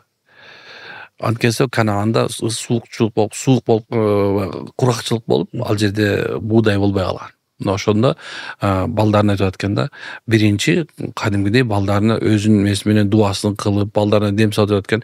Эми пайгамбардын балдары да бир мындай бойлордо бирдей сулуу, эми Жусуп пайгамбар жана сулуу болот ойлоп көрсөңүз. Анан Алланын өкүмү менен субханалла айтып аткан, баргын дейт. Бирок ар кайсы эшиктен киресиңер деп атат. Мен корком дейт. Барып көздөрчүлөрдү атып койбосун дейт. Бул аят да. Бир нерсе кошуп койдум мен. Баягы эме боюнча тафсирлерин алып кошуп койдук. Ошол эле мезгилде караңыз, дагы нерсе. Алла Таала өзү айтып атат: "Ва iyyakadullan kafar." Ал чындыгы капырлар дейт да, сени көзү менен атып жок кылгысы келет дейт көзү. Карасаңыз, Алла пайгамбарга айтып аткан. Эми андан кийинси карай турган болсок, мына адамдардын немеси ушу менен Жусуп пайгамбардын да ошол бул нерсе эмес. Эми ошол эле мезгилде Алла Таала субханалла бизге дагы көптөгөн аяттар көп да. Мен азыр мындай эме болуп атам. Бирок айтайын десе аятта болуп атат да. Ошол эле пайгамбардын хадисинде болсо, эмнекен көз түйүү бул чындык деп атат. Көз түйүү бул чындык. Айнал инсан хаккон дейт. Акыйкат, чындык. Ошондой эле пайгамбар саллаллаху алейхи эми узун кылбайын, бир үйгө келгенде ал жерден кичинекей кызына дем салып коюшну сурашканда пайгамбар сен өзүң дем салган жакшыраак, бул кызга көз тийип калган турбайбы, бети башы карарып калыптыр деп атат. Адамдын бет көрсө пигментация, адамдын өңү өзгөрүп калат экен көрсөчү. Эми көз тийиптир буга деп атат пайгамбарыбыз. Карасаң нерсе. Эми Hazreti Усман радиаллаху убагында Hazreti Усман эгерде адашып кетпесем эле, эмнекен ушундай бир акырын жерине кичинекей балага алып көз сүкүп коет да, көз тийбесин деп. Карасаңыз, бул нерсенин баары бар болуп турса, эмне үчүн биз мын жок дей алабыз? Ошондой эле Кур'анда эмнекен Муса пайгамбарга сыйкырчылардын келген, ошондой эле экөөнүн ортосунда согуш болгондо, баягы кадимгидей жанагындай бир сыйкырлыкты көрсөтүшүп, алар эмнекен жыландарды пайда кылганын айтып аткан. Ошол эле мезгилде мына сүйүктүү пайгамбар саллаллаху алейхи вассаламды мынекен сыйкырлап коёт жөөттөр. Пайгамбар өлөйүн деп калган мезгилде Алла Таала Нас менен Фалак сүрөсүн чыгат. Эми ким айта алат муну жок деп. Ошол эле мисалы көрө албастыктын боло турган. Көрө албастык көзгө көрүнгөн нерсе болот, көрмөгөн нерсе болот. Мен жана эми келдим. Жусуп пайгамбар түш көрүп атат экен. Айтып аткан түшүмдө дейт да, мен 11 жылдыз көрдүм деп атат. Алар айга сажда кылат дейт. Аны айтып аткан балам дейт. Бул нерсени башка бирөө айтпа. Эгер алар билип калса турган болсо, сага оорчулук келип калат. Бир туугандан айтпай эле кой деп атат. Ал пайгамбар болчу, билет точно эмне болгонун билди. Ал жанагы 11 жылдыз бул деген пайгамбардын балдары. Ал эми ай болсо бул Жусуп пайгамбар. Эми ар жака чыккандан кийин бир туугандарына бала да Жусуп пайгамбар айтып койсо эмне болду? Эми ар жагында балдар сен ушинттиңби? Биз сага сажда кылып аткан экенбиз, деп эмне кылды? Сабашты. Акырында эмне кылышты? Кудукка салышты, өлүп калды деп алып келишти. Акырында жөнтүрбөй карышкырга чапкылап Жусуп пайгамбардын кийимин канга боеп келишти. Акырында мына 4 эле эмеге, күмүш тыйынга сатып ишти кул кылып. Көрө албастык. Көзгө көрмөп түш эле ал. Ошон үчүн алымдар айтат, керек болсо түшүңөрдү бирөөнө айтпагыла дейт да. Хасан Басри рахималлаху таала айтып аткан, силер эмне кыла турганыңарды, эмне кылганыңарды, эмне кийин кыла турганыңарды эч ким айтпагыла дейт да. Мынакей. Бул нерсенин баардыгын ачык айкын далилдер бар. Эми ошону пайгамбар саллаллаху алейхи вассалам бизге көз тийгенде кайсы дуаны окуш керек экен, ошондо сыйкырланганда кайсы дуаны окуш керек экендигин, ошол эмеде хасатта кайсы экен бүт баардыгы тең айтылган. Күнүмдүк эртең менен кечки зикирге чейин мисалса. Карасаңыз, сахабалардын биреси айтып аткан, мен пайгамбар саллаллаху алейхи вассаламдан бир дуа окудум, уктум дейт. Эгерде мен ошол дуаны окуп турбаганым дейт күнүнө дейт, анда жөөттөр менен эшик кылып минип алмак деп атат. Ошол мезгилде мисалса, Ибн Сирин айтып аткан, мен дейт ушундай бир дуаны билем дейт. Ушул дуаны окуш менен дейт, мен душмандардын дейт хасатынан көрө албастыгынан, алардын сыйкырынан сакталып турам дейт. Карасаңыз кандай нерселер. Ошол себептен субханалла бул нерсе бар. Эми дем салуу жөнүндө келе турган болсок, негизинде дем салуу бул азыркы замандын мындай бир талабы болуп калды. Аны жок дем салсы кереги жок, аны өзүңөр дем салгыла деген менен жанатан бери эмнени обсуждать этип атабыз биз. Адамдар эмне үчүн стресске чыгат, эмне үчүн анткени себеп субханалла адамдар иман, ихлас маселесинде артта калып калган себебинен өзүлөрү дем салган нерсеси өтпөй атат. Ошол себептен бир аз ихластуу, ушул нерсени алектенген айткан жанагындай мисалы моторуң бузулуп калса кимге барасың? Мотористке барасың. Ошол сыяктуу эле мотористке барбасаң өзүң жасайсың, машина стук кыласың кайра. Ошондой эле ал моторист билет, көз ачып, могу жерде эле оңдоп коет туурабы? Ошондой эле азыркы мезгилде рукуячы, дем салуучу ошол эле сыяктуу болуп калды азыр. Мына замандын талабы сыяктуу бир врач сыяктуу болуп калды. Эми ошон үчүн ага барыш керек болуп калды. Эгерде барбайм десеңиз, конечно, ага да жол бар. Мисалы сиз бирөөнүн эстеп атканын көрүп атасыз, эсинеп кыйналып атат. Беркелчи деп турмекен, Ихлас Фалак Нас сүрөсүн суга окуп туруп мен иштеп койдуңуз. Аны ичти, деди бар, ичи өтүп кетти, болду, ал айыкты. Ушундай алып койсо да болот. Аны мен айтсам секреттин баары өтүп калган. балдарыбызга өзүбүз эле дем салып болот экен. Бирок дем салуу деген нерсе үйлөш эмес бул. Жөн эле окуп коюш. Курандын Фатихадан баштап Наска чейин кайсы сүрөнү билсеңиз, ошону окуп койсоңуз шифа. Анткени Алла Куранды шифа, жана хидаят жолу алып келе турган акыйкат жолу көрсөткөн. Курандын любой сүрөсү шифа. Кайсын окуйм, кайсын билсеңиз окуп коерсиз. Дуаларды окуп койсок болобу? Ооба болот, эмне үчүн болбойт экен? Аузу калиматилла таммати мин кулли шайин хамматина мин кулли айн ламмати мин шарри ма халак. Пайгамбар саллаллаху алейхи вассалам ар бир кичинекей бала, тестиер балага окуш керек айткан. Жолсу таң аткыча мисалы балаң ыйлап атат, такырктап айтат. Ва илахукум илаху вахид, ва рахманур рахим. Кулагын оң кулагын сол окуп кой, бала ошол болуп калат. Шайтан каалабайт да адамдын жүрөгүнө ыйман кирип кетишин. Ушундай экен да. Бул нерсе бар таксырым. Мен таң калып бүтпөйм, бул өзүнчө канча чудан көрдүм. Рак болгон адамды көрүп атам, 4-стадия метастаза берип кеткен, 3 күн дем салгандан кийин карасаң, сопсо эмне болду? Устаз жок баягы. Эмне үчүн субханалла ошондой сыйкыр болгон. Бир адам мисалы жашы алкаш болуп кеткен, кичине дем салып койдум, кайра ордуна келип калды. Только пайда да. Только бир пайда. Азыр жөн эле чыгарып ишти. Кээ бирлер мындай жөн туруп эле жинолог деген, туура жинолог деген профессия эмес бул. Ал жөн эле мен жин чыгарам, тигинтем анан минтем деп аткан негизи өзү бул кичине мындай анча-мынча хайп да. Анткени мен жин чыгарам деп айтуу өзү бул чоң проблема да. Пайгамбар айтпаган нерсени кантип айтасың? Сахабалар айтпаган нерсени кантип айтасың? Ошон себептен бул чоң маселе. Акыйдага да караш керек бул нерсени. Киреби же илешеби? Ошондор азыр бул жагын аябай карайбыз. Балким жиндүү же жиндиби? Ошо булду айтканда, ошол дем салуучу 3 нерсенин багытын билиш керек. Биринчиси ошо Куран хадис негизинде ошону чечмелеп билүү, шариатты туура түшүнүш керек. Экинчиси болсо бул даарыгерликти билиш керек. Чөп дарылар менен даарыны кандай бериш керек, аны адамдын анатомиясын окуш керек болсо. Анан үчүнчүсү болсо ислам психологиясын жакшы түшүнүш керек. Анан биз сопсо адамды эле көрүп атабыз. Сенде жин бар экен деп койсо жинди угуп атпайбы. Ошон үчүн эмне үчүн китептердин баарында тажрыйбалуу молдого баргыла деп айтат.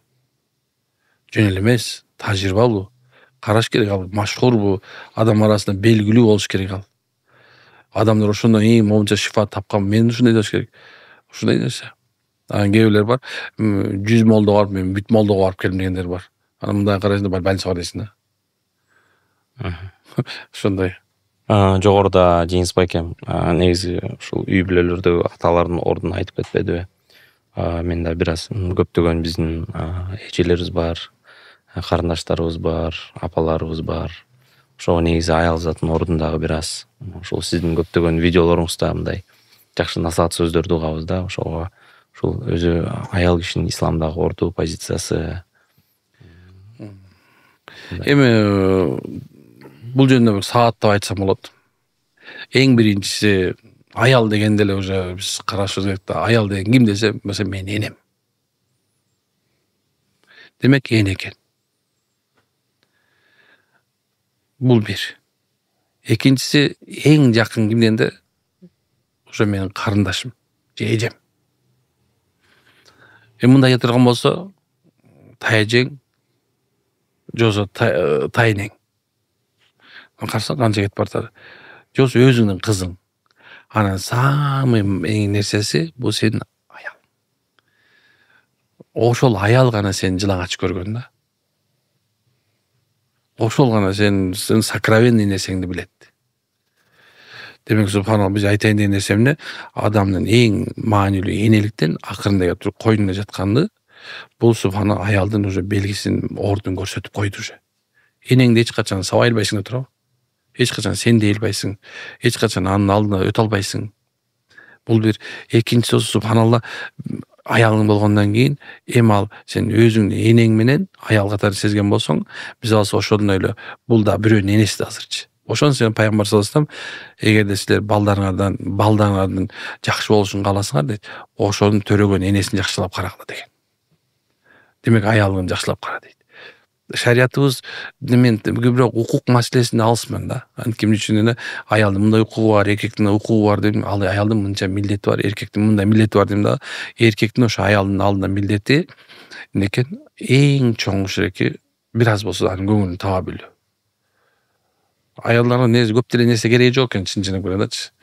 Курсагын ток, кийим бүтүн, бүт нерсесин толтуруп берип койсоң деле, кээ бирде субханалла бир аз кичине көңүл бурбай койсоң, кичине внимание болбой турган болсочу, ошонун баарды 10 жыл жашаган деле ысмарка кете берет да. 20 жыл 5 балаң төрөтүп кой керек болсо. Субханалла, эгерде ошол нерсе болбой кала турган болсо, эртең мен жана башта айткандай үйдө бактылык эмнеси бул, тынчтык деп атпаймынбы? Эң биринчиси үйдө болуш керек да. Ошон себептен чыныгы мусулман эркек аялын сөкпөйт, баласын сабабайт. Чыныгы имандуу эркек аялын баласын сабабайт, аялын сөкпөйт деген пайгамбарыбыз. Дегени субханалла, бул жерде аялдын орду только сый. Ошону түшүнүш керек да просточу. Балким субханалла кээ бирде сыйды дагы мындай өйдөлүп слишком кылый бербеш керек. Ошол кезде субханалла тарбияны да аябай слишком кылый бербеш керек да. Аял менен балага дайыма орто мамиле, дайыма көңүл буруп туруш эркектин милдети. Ошол эмеде аялдын негизги эмеси кандай десем жашоодо, эгер чыныгы момун аял боло турган болсо, мен энемин да, мен мунун аялымын да, бул мен деген ошондой түшүнүк болуш керек да. Анткени пайгамбар эң жакшы аял бул субханалла күйөөсүнүн жаманчылыгын сыртка чыгарбайт. жашырат. Эң жакшы аял ошо элек. Эгерде кичине нерсеңди туктуп элдин баары жая турган болсо, анда субханалла Ибрахим алейхиссалам, баягы тиги Исмаил алейхиссалам айткандай, астанаңды котор дейбиз да. Билесизби? Бул сирада бекем келет бул. Субханалла. Баягы Ибрахим алейхиссалам келгенде Исмаил алейхиссалам жок экен. Келсе караса бир аял жүрүптү. Кепсиң десе, мен Исмаилдин аялым. Ал кайтып жүрөт, жүрөт баягы охота кылып дагы эле ушу үйгөн түрдү үйгө жок. Ой бир ушу эркекти бир касиети жок десе, сен кимсиң дептир. Келсе ушундай бир чал келди деп айтып кой. Айтып кой да айт астанасын которсун, босогосун которсун дептир. Астана деген эшикти алды го. Эшигин которсун деп коюптур. Анан макул дейт. Анан бир нече убакыттан кайра келсе, азыр жаш келин чыгыптыр. Кимсиң? Мен Исмаилдин аялым. Эмне каякта десе, бир аз чыгып кетти, аз бир аздан келет деп алдына чуркап келип, суусун алып келип, нампанын алып келип алдына коюп турганга, анан келин зата десе, баягы төөдөн чүрүп дейт дагы бир эмесиндечи, кичине бир эмесин үстүнө күйүп турган кайра кийип койгон экен да. Баягы үстүндө жамып чепкенинче күйүп туруп кийип койгон дейт. Ошондо келип калат, ушуну макул дейт. Эмне деп айтып коеюн десе айтыптыр, астананын бекемдесин деп айтып кой деп кеткен. Ошондон Исмаилден анан акырында 25 ата өтүп келип пайгамбар төрөлүп атпайбы? Ошондо субханалла бул жерде жакшы аялдын берекеси менен экен. Алла тааланын субханалла пайгамбар Мухаммад алейхиссалам бул дүйнөгө келип атат. Ошо сенин аялдын орду исламда ылдый жакта эмес эч качан. Дайыма бийикте болот. Дайыма бийикте. Аны просто түшүнүш керек да аялдарчы. Просто түшүнүп коюш керек. Ушул Куранда да келет го, жубайлар бири-бириңерге кийим сымал болгула деп. Кемчиликтерди жашырган. Башкача түшүнүк алынат эми туура. Кемчиликтерди жашырган, кийим жашырат го, бири башкаларга жагымдуулук көрсөткөн. Туура эми бул жагына келгенде мен көп нерсе айткым келип атат, бирок түшүнгөн адамга ушул эле жетет негизичи. Түшүнгөн аял үчүн ушул эле жетет, түшүнгөн эркек үчүн ушул эле жетет. Азыр 1,5 сааттан бери апша деп аткан нерсенин баардыгы теңчи. Бул мындай акыл жүгүрткөндөр үчүн 100% пайда берет. Акыл жүгүрткөн адам угуп туруп азыр жайнамаз жаят. Акыл жүгүрткөн аял болсо күйөөсүнөн кечирим сурайт, акыл жүгүрткөн эркек болсо аялынан кечирим сурап туруп кайра мындай гармония жашап баштайт. Эгер ушул подкастты көрсө чын айтам.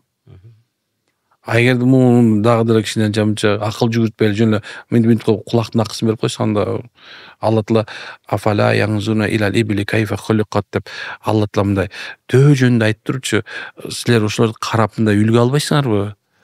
Силерге мындай бир жакшы бир мындай бир карап көрбөйсүңөр, ойлонбойсуңар, акыл жүгүртпөйсүңөр, акылга алчабайсыңар деп Алла Таала төөнү көрсөтүп айтып атат да. Адамдар болсо субхан азыр жашоо жөнүндө же болсо өзүнүн ахирети жөнүндө такыр акыл жүгүртпөй атпайбы?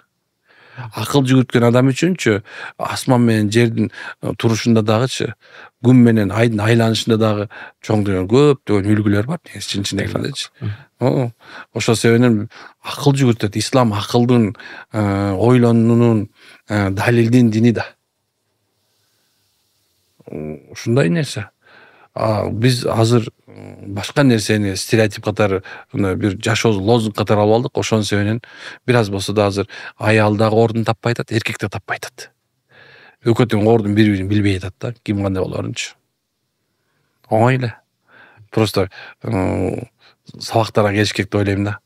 Мен бул азыр практика жүзүндө намаз окуп аткан, практика жүзүндө ушу динде жүргөн мусулмандарга айта турган чоң нерсем, ошол мисалы дениз таксырында сабак кылып атса, ошого келсин.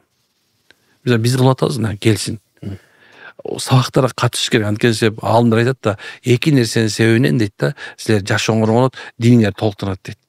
Биринчиси аалымдардын жанында отуруу менен, экинчиси болсо жамаат менен бирге болуу менен дейт. Ушу эки нерсени бекем кармаса элечи, эч качан адашпай. Мен билем, точно билем, байкелер бар, эжекелер бар. Кадимгидей ушу постоянно сабакта, постоянно жамаат менен. Диндер ушуну өскөн, үй бүлө өсүп атат, балдар тарбиялуу чоңоюп келатат, балдары каары болду, келиндери каары болуп, ошол менен бал неберелер уже төрөлүп элек жатып балдар субханалла, эненин ичинен мындай айтканда ыйлап түшкөн Аллах деп түшүп аткандар бар да, азырмездечи. Кыргызстанда чуда көп. Просто өзү кичине шак кылышыбыз керек да, кичине эле. Ушундай. Көп учурда биз деген ушул эголорубузду дагы жеңе албай, ушул эгодон улам ушу үй бүлөдө дагы бир туугандардын арасында дагы ушул бизнесте болсо ишкерлик кылып аткан кезде ушул эголорубуз бизди мындай ичибизден жүрөгүбүздөн сындырып эч кандай Кудайдан дагы адамдардан дагы жашоодон дагы бир мындай алыстатып бир тупикке алып барып коет экен. Сиз азыр адамдар 40 жыл изучать эткен нерсеничи мындай туктерди уккуңуз келип атат да. Пайгамбардын сонун сөзү бар. Эгерде нафси менен өткөн душманым бар десе дейт, ал адашты деген. Ошон сен ошону эго деп коет. Мен свое я дейт, внутренний я. Муну тасаввуф илиминде же ахли тарикат аалымдар муну абдан катуу изилдешкен. Буга жылдар ошон үчүн иршат деп коет, муршид деп коет. Ошол сен муршид болуш үчүн мындай ошол нафсилердин баардыгын эгосын талкалап жок кылып туруп, анан башкаларга сабак берген уруксат берилет. Алар адамды руханий нафсисин, балки жок нафсисин жеңиш эмес, нафсини тарбиялоо. Аалымдардын бирөөсү ушундай айткан экен, адамдын нафсиси дейт, эгерде ат сыяктуу дейт, жылкы сыяктуу. Эгерде аны тай кезинде минип албасаң, кунан кезинде мине албай калышың мүмкүн уже. Эми кунан кезинде болсоң, минип калбасаң дейт, ал субханалла уже бир аз ийсайгандан кийин аны мине алып аласың дейт. Ал көтөрүп чыгат. Ошон үчүн адам өзүнүн нафсиси менен күнүгө күрөшөт тарбия кылыш үчүн. Ошон тай кезинде миниш керек аны.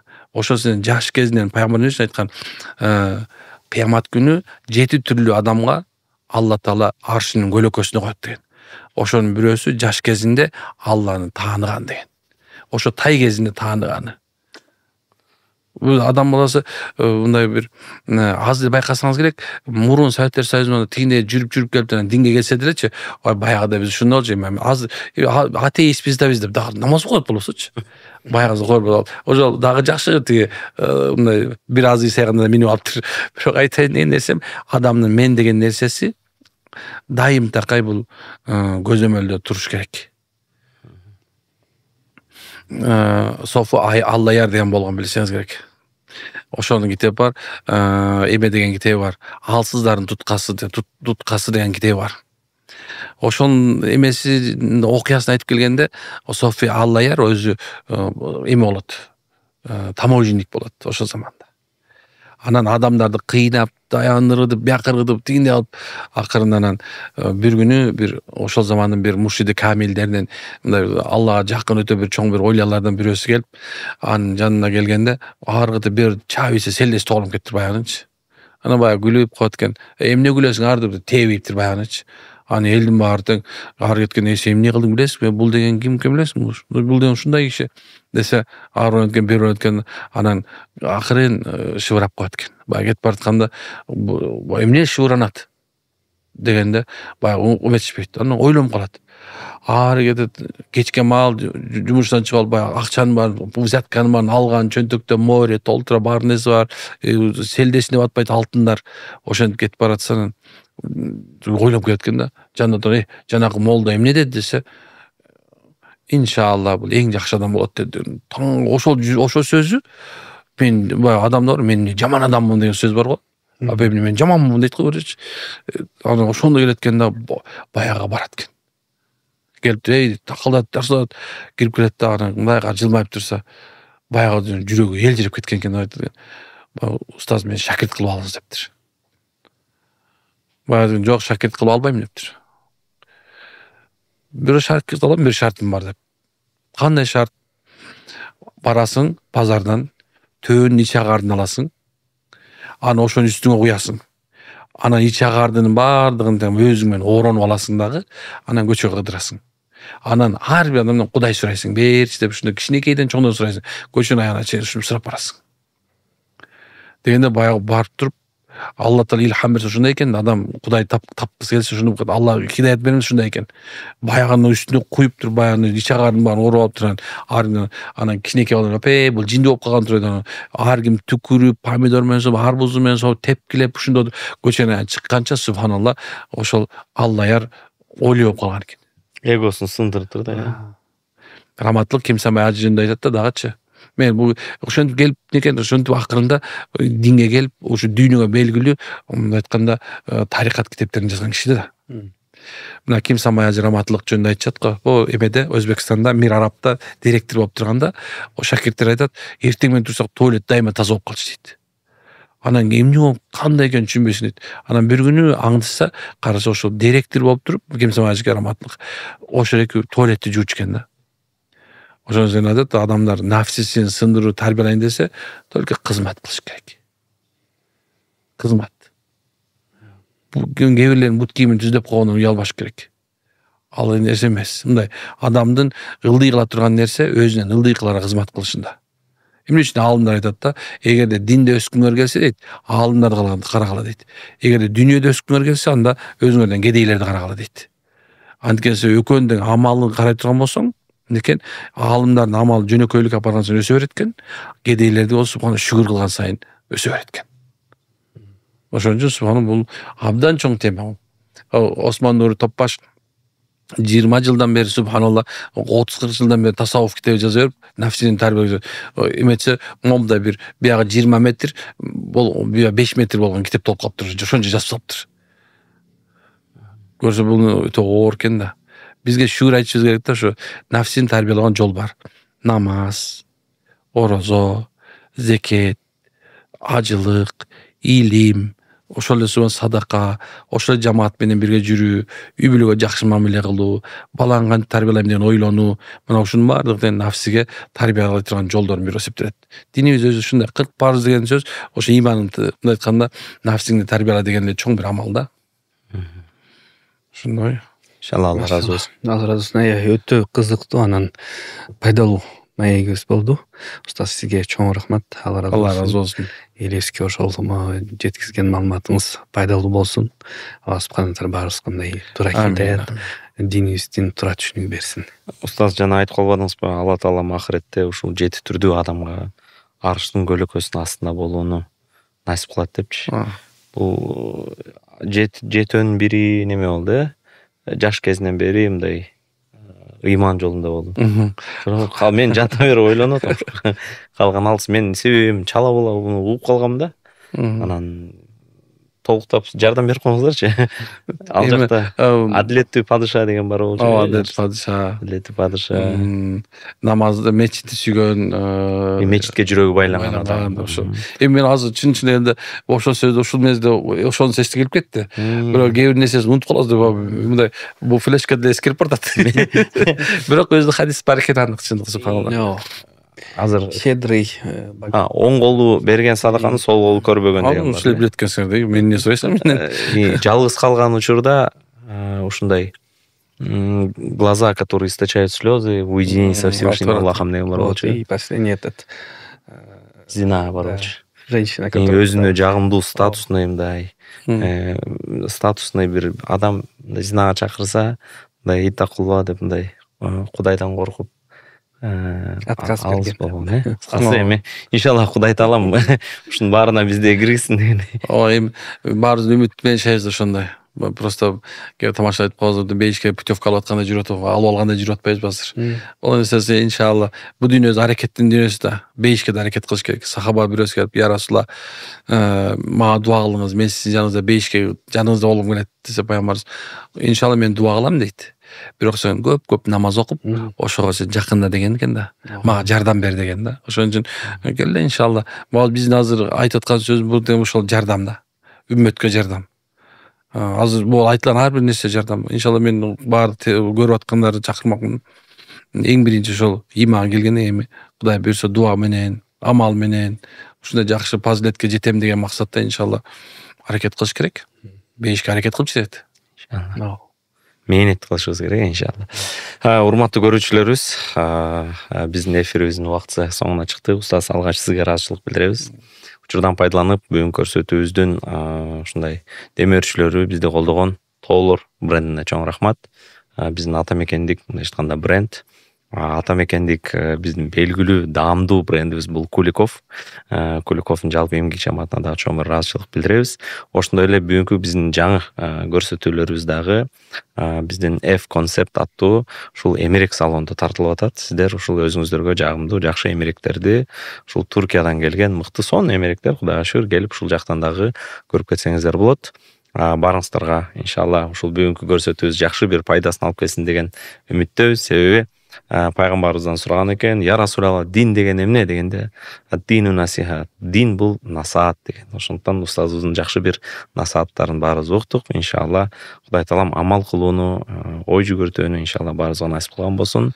Ассаламу алейкум ва рахматуллахи ва баракатух.